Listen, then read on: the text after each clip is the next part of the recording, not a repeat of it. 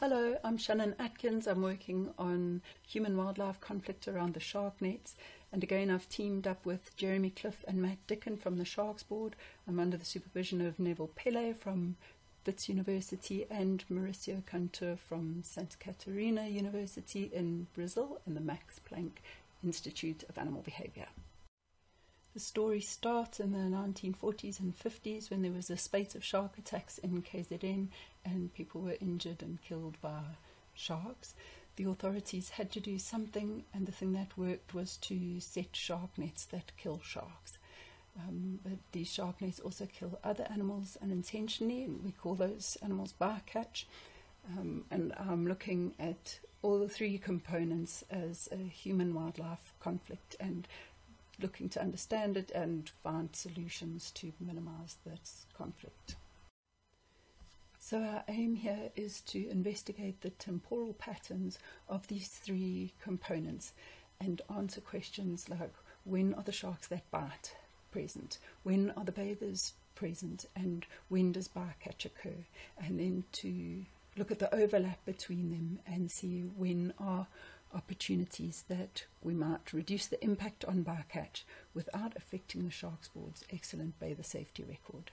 And we're doing this at Richards Bay, which is a particularly high catch beach. We used counts of sharks and bycatch found in the shark nets and on baited hooks set by the Sharks Board.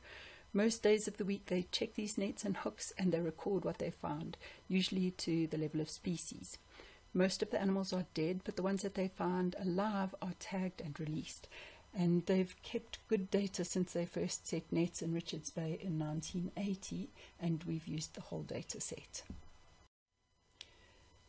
To count bathers, we use an outdoor mounted video camera that Sharks Board gave us the use of. We made video clips at noon and we count the number of bathers. That's not everybody at the beach. It's surfers and swimmers that are more than a meter deep. So in this picture, these two men would not be counted as swimmers because they are not deep enough. Most of our data comes from 2018, though we do have some data from 2017 and 2019. These are the daily counts of the species recorded. Most days nothing is caught. Sometimes one animal is caught, occasionally more. Altogether, 4,500 animals have been caught over the last 40 years. In the second graph, we've plotted the bulk of the catches, which is the large sharks, the Zambesis, the whites and tigers, and 11 other species like raggies, spinners, duskies, 3 different kinds of hammerheads, and others. In the third graph down, we've plotted the harmless animals. These are various types of rays, endangered humpback dolphins, critically endangered giant guitarfish, and various turtles.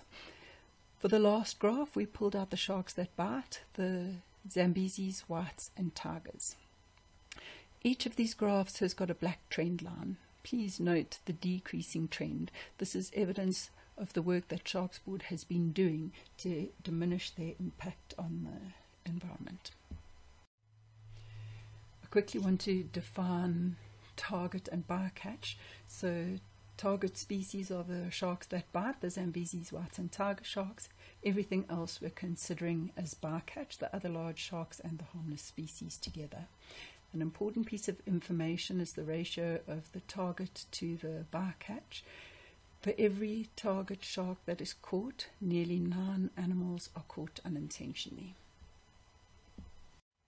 Here you see our daily counts of surfers and swimmers, our bathers. The daily counts of bathers are much sparser. Although we do have more data, we had to randomly subsample our data to get an even 8 samples per month. I want you to note the log scale. This is because we have extremely high numbers of bathers in the water on days like New Year's Day and Christmas Day, and it's necessary to show this as a log. Here you're looking at the number of records summed by month for the whole data set. We used a generalized linear mixed model with month as fixed effect and year as a random effect to model the data. And the most notable result for the target sharks was that June and July have predictably low catches of Zambesis, whites and tigers. More often than not, they don't catch any of these species in these 2 months. Looking at the bycatch, there's much more data which improves predictability, and April to September have predictably low catches of bycatch. We've put that box plot of the target sharks by month up again for ease of reference, but I'd like you to focus on the bather graph, which is the lower one. The bather data set is much smaller, but it actually matches well with what is common knowledge, and that's the number of bathers is very high in December and January. It's quite high during the school holidays, which is March or April, and again in June, and it's low in the windy months, which is August and September. The models validated well, and they allow us to predict the monthly catches, and it's simply a predicted number for each month in these graphs. And these are the monthly predictions for the bathers for each month. Swimmers and surfers are two different species with different habits. And moving forward, we ignore the small Richards Bay surfing fraternity who are a law unto themselves, and we focus on the swimmers only, and that is what you see in the upper graph. Okay, so we took those monthly predictions for the target sharks and we compared them to the predictions of the number of swimmers, which had to be logged here because of the many swimmers over the Christmas New Year period. Note that we checked and there is no correlation between the occurrence of swimmers and the target sharks. We did the same for the target species and the bycatch species. I'm using the predicted numbers per month, and we note that the target sharks are significantly correlated against the predictions of the non-target species. Even though they constitute only 15% of the data, the pattern of occurrence of these three species reflects that of the other 49 species that are caught.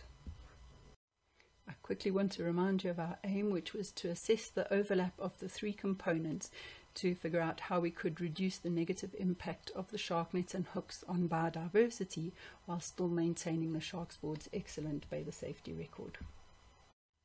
Let's consider these results and see if there are opportunities to reduce the impact of the nets on marine biodiversity.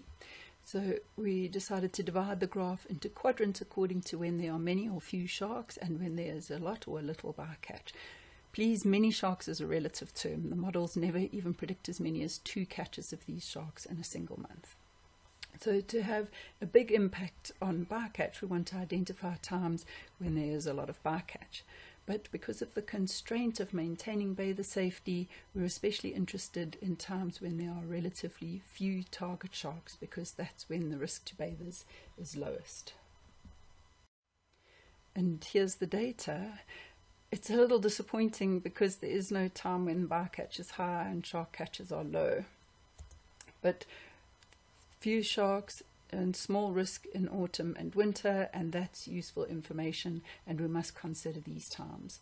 And I also want to point out that the ratio of bycatch to target sharks is highest in October and November, when more than 10 bycatch individuals occur for every target shark caught. We do a similar thing looking at when there are many and few swimmers and many and few target sharks. When there are many swimmers, it's a bit of a no-go for trying new things, especially when it coincides with times of relatively high shark catches. Okay, you may wonder why this line is lower down than half, and it's because the swimmer values must be logged. So the lower left is the quadrant that we are most interested in, and there are some autumn months here that we should look at. I'd also like to point out the 2 high bycatch months in spring, because they do fall into the few bathers quadrant. This is my final graph, and I'll pull it all together here. Firstly, in January, the number of bathers is literally off the chart, and December also has many bathers, so we won't consider any changes in these months. And then, to start with a conservative strategy, we could remove shark nets and baited hooks in winter, when the sharks that bite are unlikely to be present and bather numbers are low, but few bycatch occurs then, so the impact on biodiversity is also likely to be low, less than 10 individuals in both of these months. A less conservative strategy would be to remove the nets and hooks in April and May, when bathers are relatively few and sharks that bite are a low risk. But all three components are less predictable, and you would save about 13 bycatch individuals if you remove nets in this time. If you really want to have a big positive impact on biodiversity, one could remove the nets and hooks in October and November. Then you would reduce the bycatch by as many as 30 individuals per year. But the bather numbers are still quite low, but it is a riskier move because these are months when the shark numbers are relatively high. But remember, relative is a relative term. So in conclusion, we could reduce the human-wildlife conflict by removing shark nets and hooks at Richards Bay at different times of the year with varying costs and benefits. As is so often the case, low risks yield low rewards. Higher risks potentially yield greater rewards, but with less certainty. There are options, but there are no clear-cut answers, and the trade-offs will have to be considered. This is a work in progress, and we would like to improve the accuracy and predictive power of the models, and one of the things we're doing is to include the environmental predictors like wind, wave, currents. Also at the moment we are describing patterns from the empirical data, but ultimately we're aiming for more precise models like the generalized additive model for temporal series like this one. And we are looking to use machine learning to automate the count of bathers, which should speed up the process. So keep watching this space. If you have any ideas or questions, I'd love to hear from you. Please email me. And thank you very much for listening, and I appreciate all of the support I get.